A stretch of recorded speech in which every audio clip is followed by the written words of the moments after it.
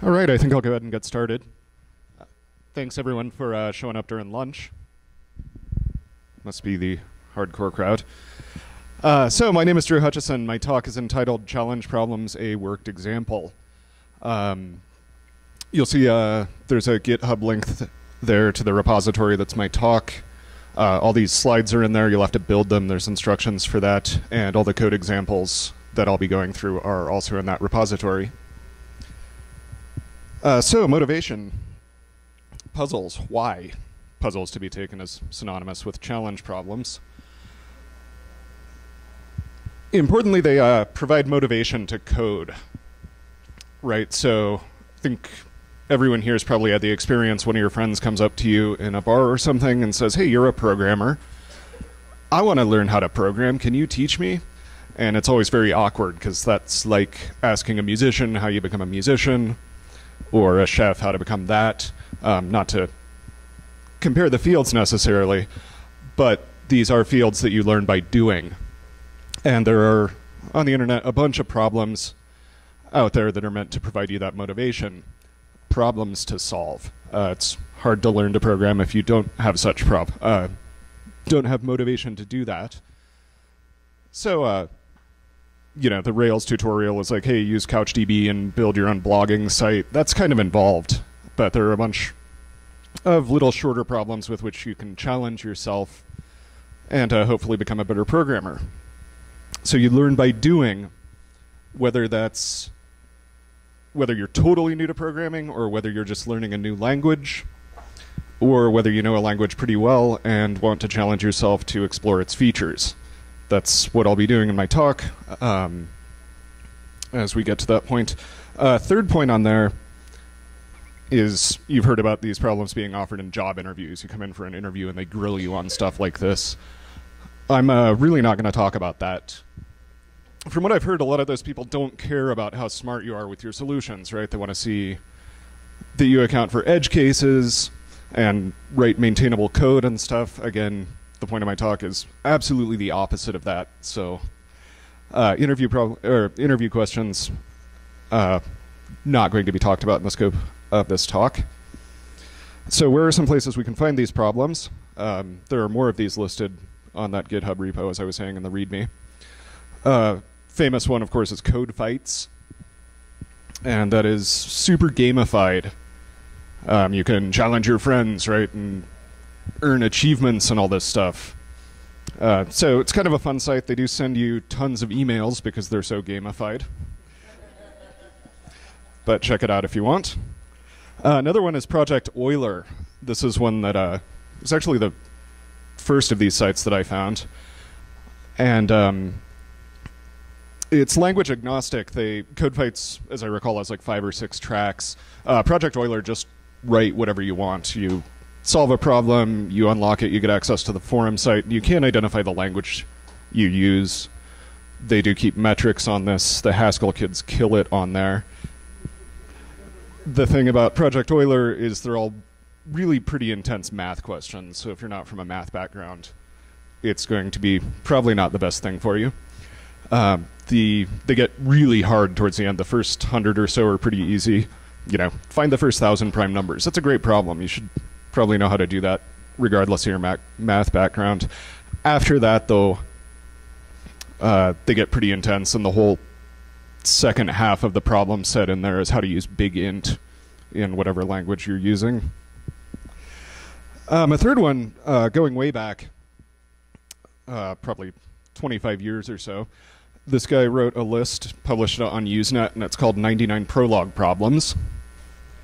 I didn't include the URL because he's still at some university somewhere, and the URL is about 200 characters. And then someone forked that and made 99 Lisp problems, and someone made 99 Haskell problems. These are kind of cool because those languages are pretty out there. One of the very first problems, they're mostly the same problems throughout. And one of the problems on there is reverse a list. And you think, you know, in modern day languages, Lisp you call array.reverse or something like that. Some dialects of Lisp 30 years ago didn't have that.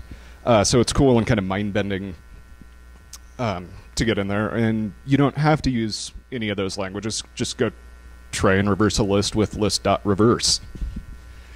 Like I was saying, these are a good way to learn a language that you know better, or to learn a language new for the first time. And those are the sorts of things you want to know. What is the array reversal method? Are arrays 0 indexed or 1 indexed? Do the Boolean operators use the words and or do they use funny characters? When you're first starting out with a language, again, these are good things to know. And this is a good problem set regardless of the language that you're using to play with. Also, if you do use Lisp or Prolog or Haskell, solve all 99, you win a free pair of Velcro shoes.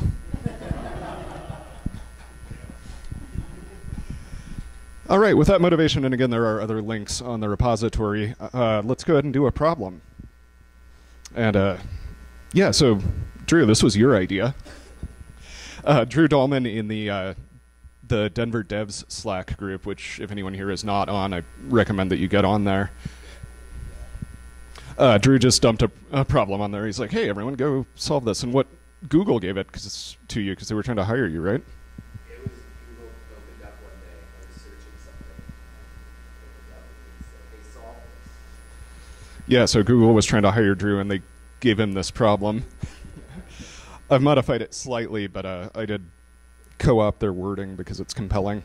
So yeah, let's do one. Statement of problem is that you walk into a bar and the bar is full of pirates. This problem doesn't necessarily have anything to do with pirates. It's just more fun to talk about pirates than it is to talk about directed graph theory. Just what the problem actually is. So you walk into a bar, there's a bunch of pirates there, and you start by talking to one.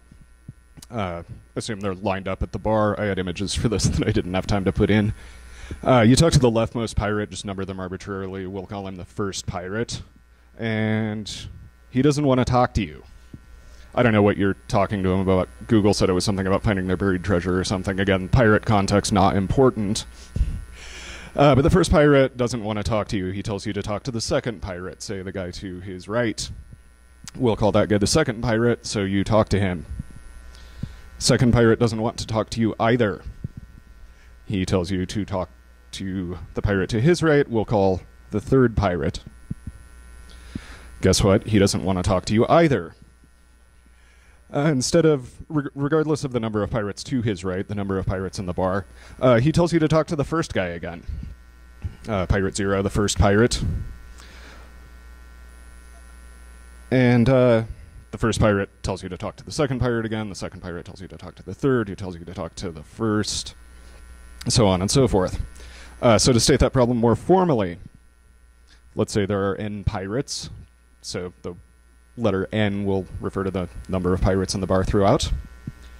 We'll call them the first, second, third, etc.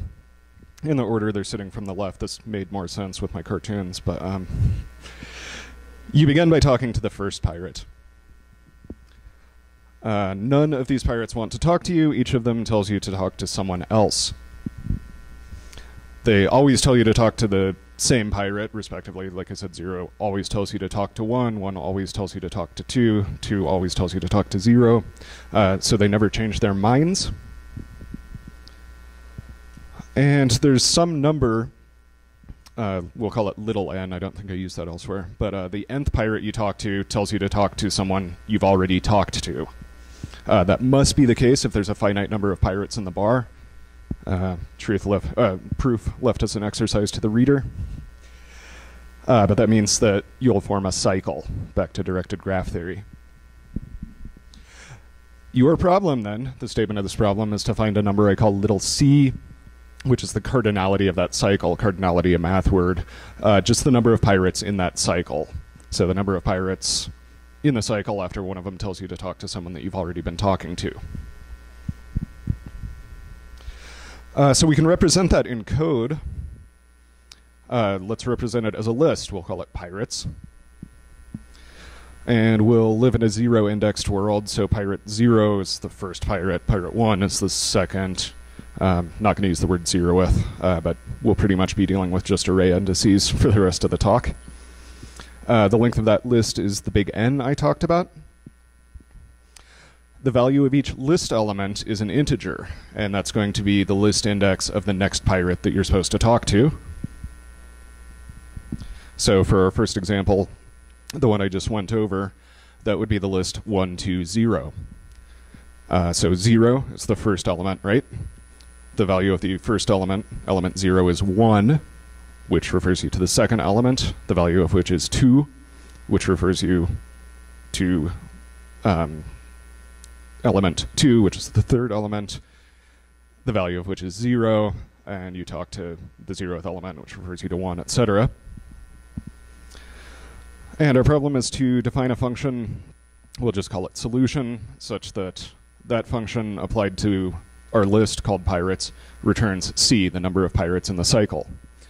To make that indexing a little more clear, in our first example, there are only 3 pirates in there, and the cycle was 3 pirates long, so the value of our function solution applied to that list, it will return 3. We can draw that again just to make the indexing a little more clear. So element 0 highlighted there has value 1 and directs you to element 1. That has value 2, which directs you to 2, and then 2 directs you back to 0. Everyone clear on zero-based indexing? Cool. That's hard to get your mind around, especially if you code like Lua, where it starts with 1. So let's write that function. Imagine kind of the, if anyone at this conference has a language in common, it's going to be JavaScript, so our first few solutions are going to be in JavaScript. So let's write that. Again, we're defining a function solution. And there's, on the third line there after use strict, is the definition of that function. Can everyone see these all right? Excellent, thanks.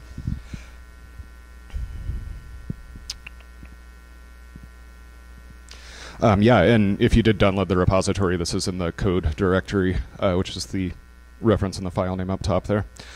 So we define this function pirates.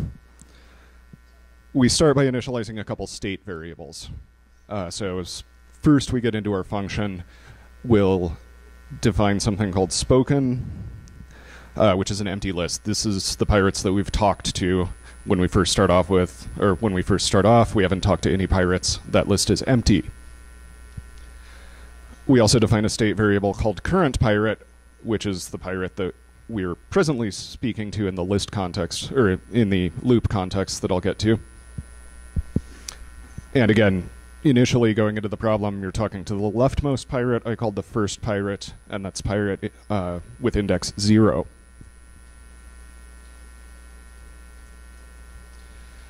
So then we go into a loop. You actually have to do this loop n+1 times to guarantee that you find a cycle. We'll get to why this is in a minute. And then just go in and look for current pirate in that list, spoken, the list of pirates we've spoken to. Right, that'll return -1 if current pirate is not in that list. So we'll add him to the list, and then we'll update the current pirate state variable to the element of pirates indexed by that value. Everyone clear on how this works? Excellent. So that'll be our common case, and we'll keep going through our loop, adding pirates till spoken until we find one that we have already talked to. In that case, we're done, and just return the length of that array spoken. That should be the length of the cycle. Everyone with me? Cool. So then we export that for Node for reasons that I'll get to, and then just console log our answer of that solution applied to our example list 1, 2, 0. And if you run that, here's the output.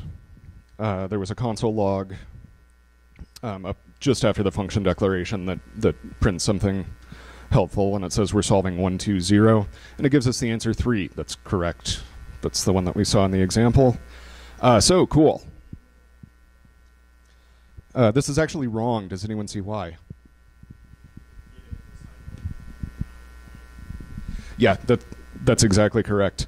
What we're looking for is the number of pirates in the cycle, not the number of pirates that we've spoken to total. And you can see that if we add another case where the list is 1, 2, 1. Representation of that is this. We still start by talking to the leftmost pirate. We talk to pirate 0. But the third pirate, the pirate on the end, doesn't tell us to talk to the first pirate again. We never talk to him again. The cycle is just 2 elements. So the answer to this problem would be 2. And you see this gets that wrong.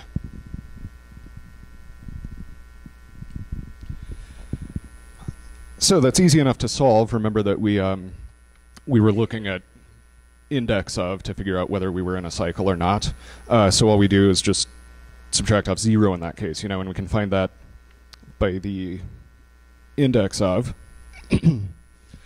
And this file then correct.js gives us the correct solution. You see that we just subtract off the index of as we're returning our answer. So let's try that one. And it still gets 3 in the first case, so we're still good there. In the second case, it answers 2.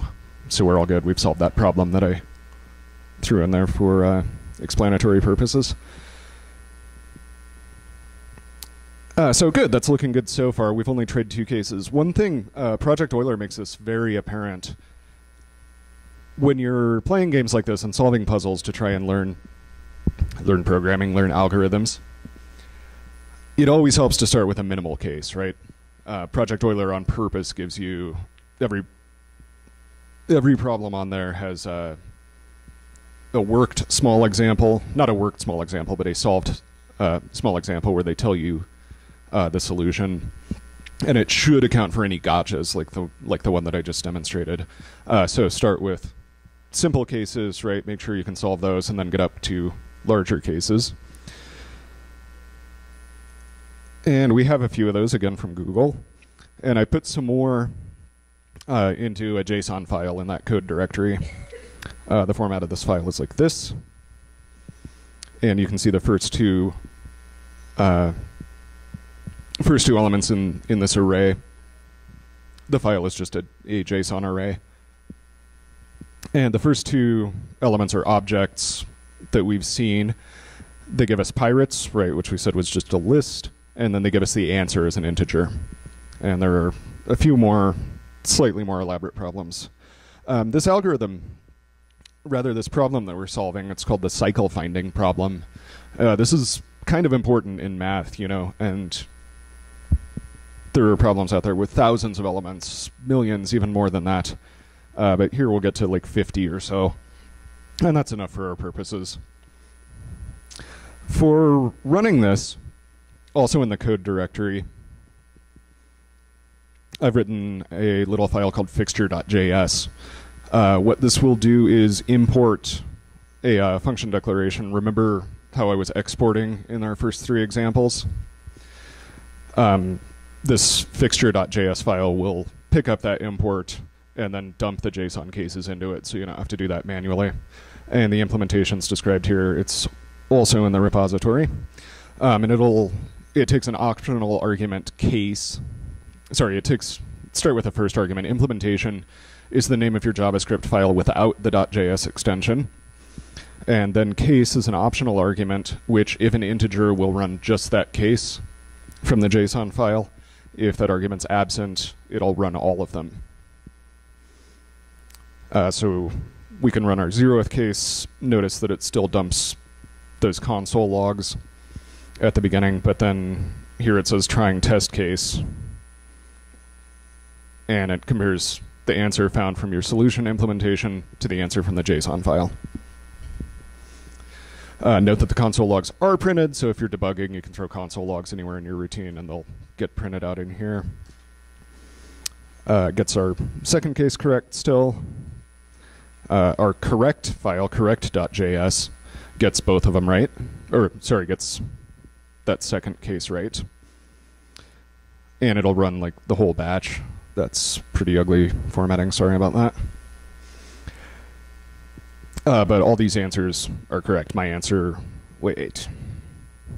this is the broken one. This is naive one. So it's answering 3 instead of 2, and it's answering 3 instead of 2.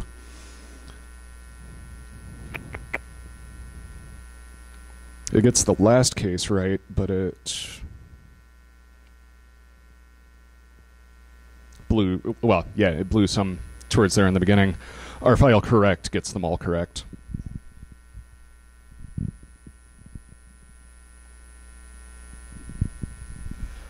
So we're basically done then. We've solved this problem first incorrectly with that gotcha where we weren't where we were returning potentially more than the cycle. We were returning the number of pirates, or the number of pirates that we ever talked to before finding the cycle, and then we fixed that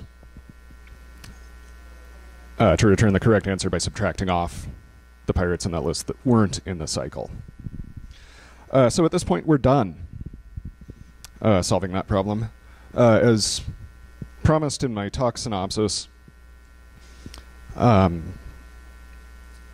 let's get stupid with it. Like I said, problems like this are a good way to learn a new language, right? And learn how to do array indexing and all these things that, you know, you don't want to get from just reading doc and falling asleep. You know, go out and try some small problems in a language that's new to you, or go play with it in a language that you're familiar with. So I'm going to take that solution and see what we can do with it. For that reason, I'm going to take it over to Python now. Pretty much everything that I'm going to show is pretty directly translatable to JavaScript, which again is another thing that's good about solving little problems like this. You can solve it in something you're very comfortable with, and then work into a language that you're less comfortable with, and see how directly the concepts translate. Python and JavaScript solve this problem very much similarly, but if you were in Lisp or Haskell or something like that, it might be pretty different. Again, the point is to go out and explore and have fun. Our Python implementation then looks really pretty similar. Again, we start with a function definition, which in Python looks like that. It's syntactic, and we need the colon, and we need the indentation. I'm using Python, by the way, aside from that it's similar to JavaScript, because it's a great language to break. Anyone here use Python for much more than scripting, if even? Yeah, I wouldn't necessarily recommend it professionally. Its package manager in particular is terrible. But you can do some fun things like we'll be getting to. Some syntax differences. We're looking at the length of the array, right, to know how many iterations we do and to know the return value. That is a built-in function instead of a method defined on array types, but length of array works just like array.length in JavaScript. Array.append works like array.push in JavaScript. Array indexing looks exactly identical, and in Python, as in JavaScript, arrays are zero-based. One thing we have that is different, instead of index of, we have this method index. And in JavaScript, if the element you're looking for is not an element of the array, everyone knows what it does. It's -1, right? In Python, Python has and relies rather heavily on exception handling. So in this case, we'd get an exception, and we can throw a trap clause around that, which is not something we want to do when we're solving a stupid little problem like this. But you can test array membership with the reserved word in. So that reads just like English. If current pirate is not in the list spoken, that's equivalent to the JavaScript index of equal to -1. The one other difference we have is that Python does not have a C-style for loop like JavaScript has. It only has a for each, which takes a collection or an iterator. So we do, for an index variable I that we never use, it's just a counter, we assign that to every element of an array created by the function range, and range returns the list of n elements, 0 through n minus 1. So that's just a way of counting. We have that plus 1 on there because of the fact that we have to run through the whole cycle plus 1 to guarantee to find the cycle, if we remember that. And also in the code directory, I have a test fixture for that called fixture.py, which is just like the fixture.js. It just imports all those JSON cases and lets you run one or all, provided that you have a file with this function definition that defines a function called solution. So we can run that fixture and see that our port works, gets all of these answers correct. I did not write a Python implementation of the broken one, but we can see that it works. My answer matches correct answer in every case. So it was called correct.py, and that works. So optimizations, I use this word very loosely. You can, like I said, we want to play games with this, right? And one thing you can do is optimize for speed. I'm not doing that, but again, on Project Euler, that first problem of finding the first 1,000 prime numbers, the first solution in the forum that's unlocked when you give them the correct answer and unlock that, the first solution's written in assembly, because this dude 15 years ago was trying to get it to run in like under 20 milliseconds or something like that, so he was proud of himself. So you can't optimize for speed. I'm not doing that. Yeah, to give away the ending, what I'm going to try to do is get this function here down to a one-liner, down to just one line of Python. So that's what we're optimizing for. Probably doesn't run faster. It definitely isn't very readable, but that's one of the goals that you can set for yourself. You know, you're out there solving puzzles, you're trying to learn your language. So let's get down to a one-liner.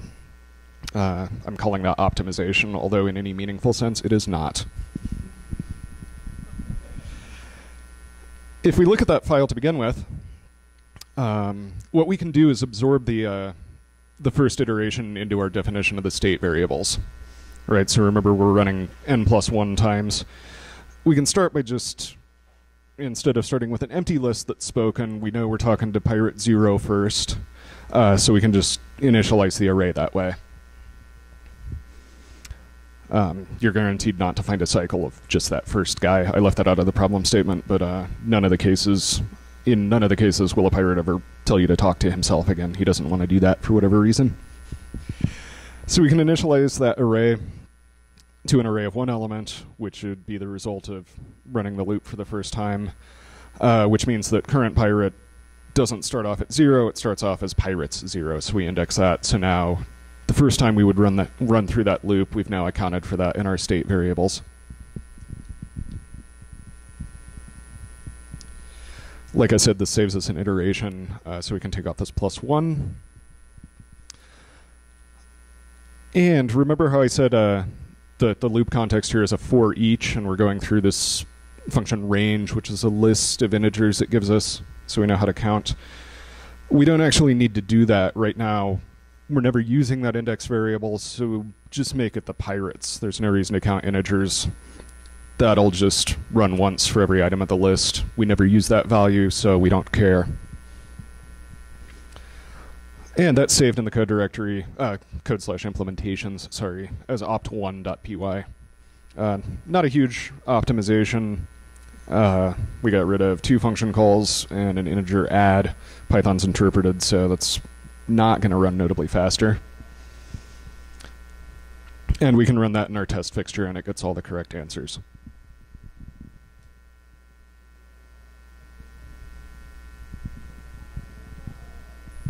Second optimization, however defined. First, let's get rid of the comments. Like I said, this file's about to get completely unreadable, so get those out of the way. And now notice something about current pirate. Every time we assign to it, what we're assigning to it is the value indexed out of the array pirates by the last element of spoken to. So getting rid of... That's going to be annoying, sorry.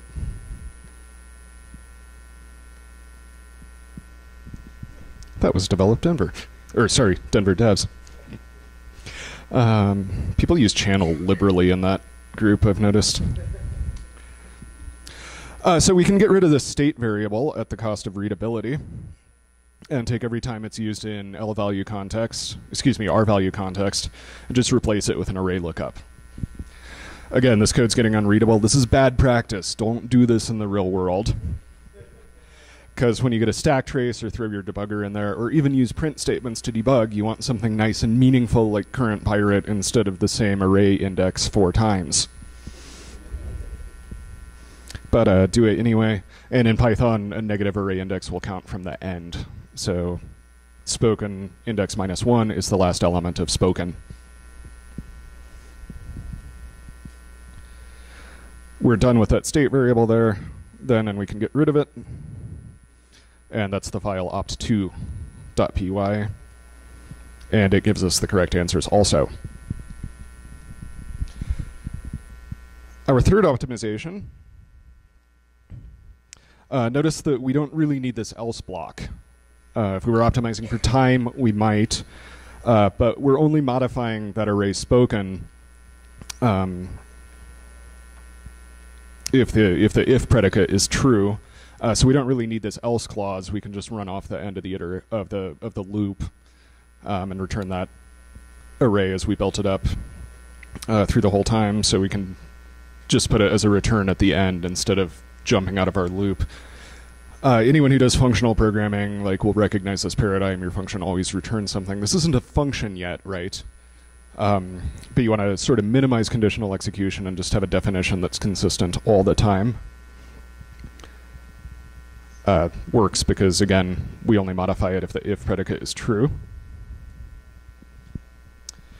And then another thing, instead of using array.append, I'm just going to use the assignment in place operator for array concatenation, because that saves us 3 characters. We're trying to make this as short as possible, right? So this is better. And like I said, now this if block is basically working like a function. It's working, in state context in the loop, but the only thing it cares about now is the spoken array, and it gives us a new one, which might be the same as the old one or might be modified. So this is a good candidate to function out. That's still not a function, but we can use Python's ternary operator. So spoken has an element appended with that append array in place operator if, or same conditional predicate as before. Otherwise, it's spoken. And the difference between Python's ternary operator and JavaScript's is at the bottom there. The operands are in a different order, but it's still tests one of them and then gives you one branch or the other back. And get rid of the comment. This is opt3, which gives us the correct answer.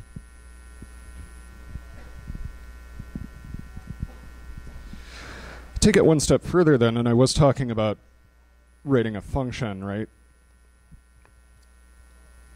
So let's define a function and take that ternary assignment, put it in the function body, and then just assign to that variable there. And now we're calling a function instead of using a syntactic in place. And that's cool, right? If we're trying to get to a one-liner, it's nice to have a function declaration instead of something syntactic. The other benefit of that, so we have our function of one argument, which is that array spoken, which is the only thing we're doing any work on. Let's go ahead and add an argument to it that does nothing. I call that dummy because it's a dummy argument. And the reason to do that is that now we can use an array reduce function. So instead of the initialization there and the loop context and the assignment, we can use array.reduce, which you might be familiar with from JavaScript. In Lisp and Haskell and languages like that, you use this all the time.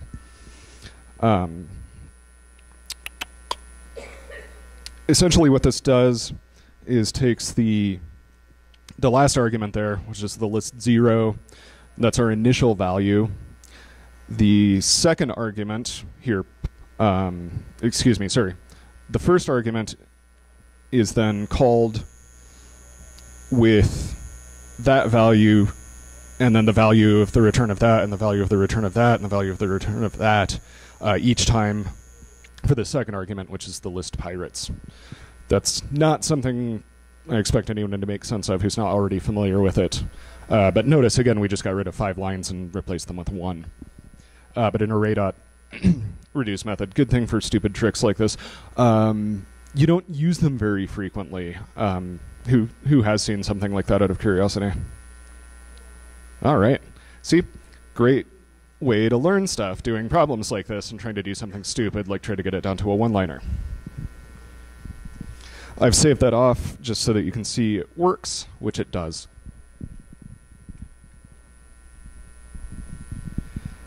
One more thing to go on then is to use something in Python called a lambda. So you know in JavaScript how you can define a function, you can define a named function, right? Like function name, argument list, definition. Or you can create an anonymous function, which you commonly then immediately assign to a variable. The lambda operator, which you'll also find in Haskell and Lisp and languages like that, is a way to define an anonymous function, that is to define it without a syntactic element, like that def statement up there to begin with. So we can replace this named function, new spoken, with a lambda. The syntax for this is the argument list and a colon. It's kind of funny looking, especially if you're from JavaScript, but it's doing the same thing, and it's defining an unnamed function in line. And we take our return value, just throw it after that colon. And then we can get rid of the function. The guts of that function are still being called in this lambda context in the reduce operation. We can use more of those to get rid of this line. Again, we don't need a named definition like this. We can make it a lambda with the argument. And then let's make another one to take care of this crap. That's our return value. Stuff all that up in there. And then that's a function, so we can apply it, right? If we give it a list of arguments, we're no longer assigning to the variable spoken. So now that's function application. We are now point free. We don't have any variables outside of a functional context. And we're just calling this through something that's, again, completely unreadable. And syntactically, this is a Python one-liner. The backslash there is a line continuation character, which we don't need except to fit it on the screen. And again, syntactically, this is a one-liner. We don't need any syntactic new lines, which in Python gets a bad reputation, right? Because you need the indents, and everyone doesn't like indents, right? The indents here are just for readability. But again, syntactically, this runs on a single line. I've saved that off as opt5, which we can see works. I never made slides for this, but what you can do is go through and, if we're trying to save time, why are we using variable names that are all of 6 characters? So if we rename all of those, we get this, which is a little more clearly a one-liner. And we can see that works also. Again, never do this in the real world. This is not maintainable. Your teammates will hate you. But it was really fun. I hope we learned a thing or two about some Python syntax. This would be... is array.reduce built into JavaScript now? Yeah, excellent. So that's really the only reason I wrote this in Python. I'm not super skilled at JavaScript, but there's no reason you couldn't do this in JavaScript. I think all the elements are there that you could define a similar implementation in JavaScript in a single line. And that was really my whole goal. I solved this problem in a single line of Python left as an exercise to the reader, go do it in JavaScript, see if you can learn something. I said this was the cycle finding problem, but notice we always started by talking to element 0. We don't have to do that, right? More commonly, you'll find this problem being find the largest cycle in an arbitrary list, regardless of where you start.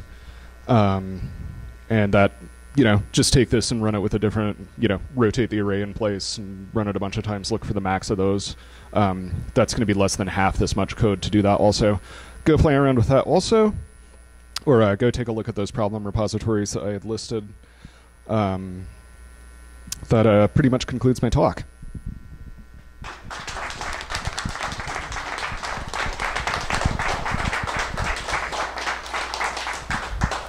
Do have a couple acknowledgments, sorry. First to my coworker Carlo, who gave me some help on the CSS and on those graphic assets that I didn't use. Any CSS on here that sucks is my fault, but the fact that it works all is his. I'm not very good at CSS either, so thank you, Carlo. And thank you, Drew, for originally stating the problem on the Denver Devs Slack a couple months ago, without which I wouldn't have had a talk, and thank you also for organizing the conference. And thank everyone here for showing up and spending your lunch with me. Thanks, have a good day.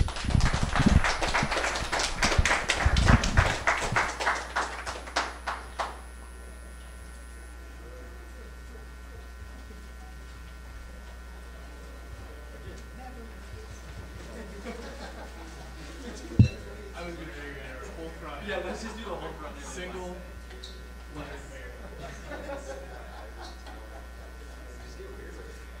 I want that t-shirt. I'm going to write this whole thing in one line. Alright, are we... I need this right. Okay.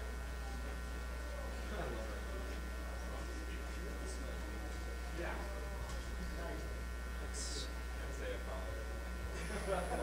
Sorry. That was good.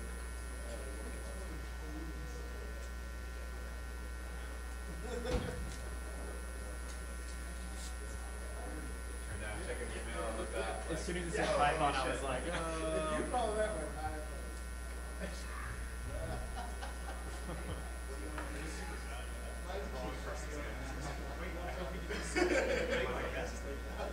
you were looking, Drew, no! Stop it now, Drew!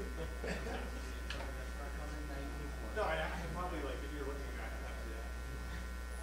it, what? Just like the picture. Yeah, you were.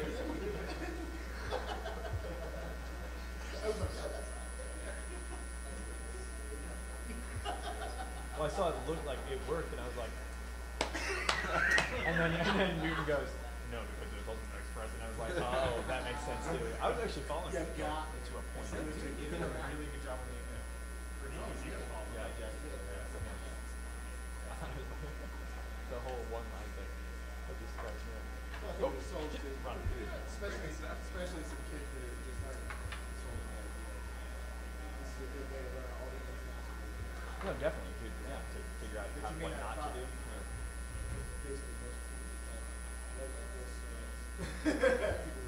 Well, as soon as it, or else, Jesus, you stop. You've been around these people. We're gonna think. Somebody just got a look. Oh yeah.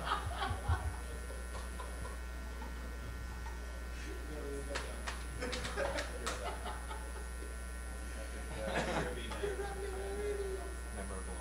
Yeah. Oh yeah, it was memorable. Where's that? Did you think come up? I was gonna sing my. Yeah, some of it's like, just like coming out and everybody's gonna like crispy for. It's not like it's like over capacity or anything.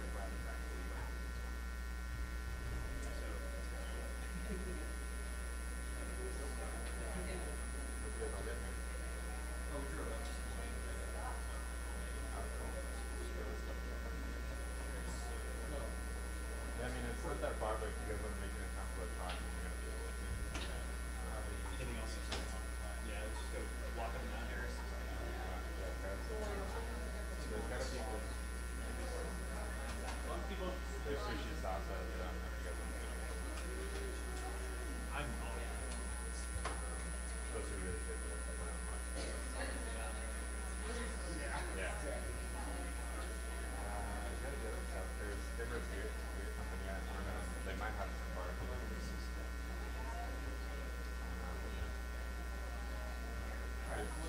just longer. There's gotta be stuff like if you guys just cross the bridge too. They call that.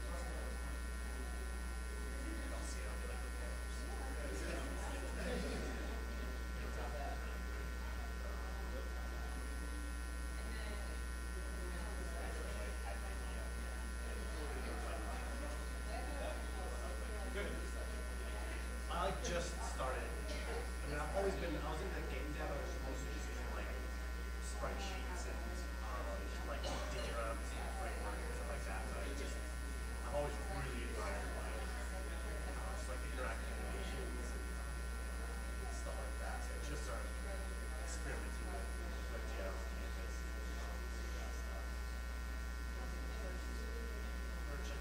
Like there was a site I felt like it was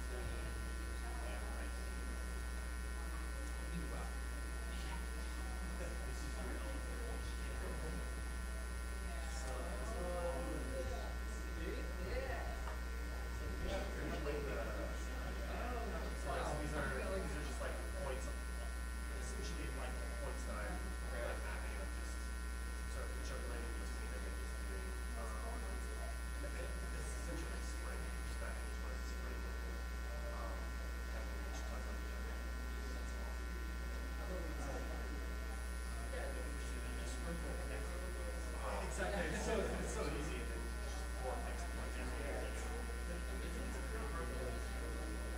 You see like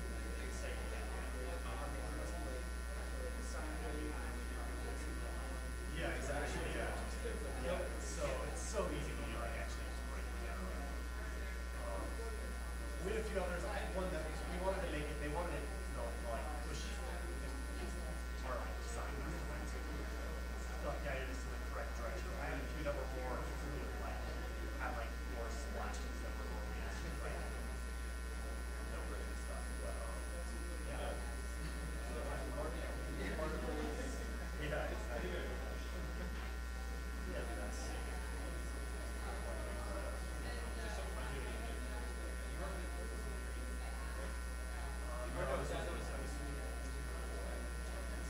I had one in just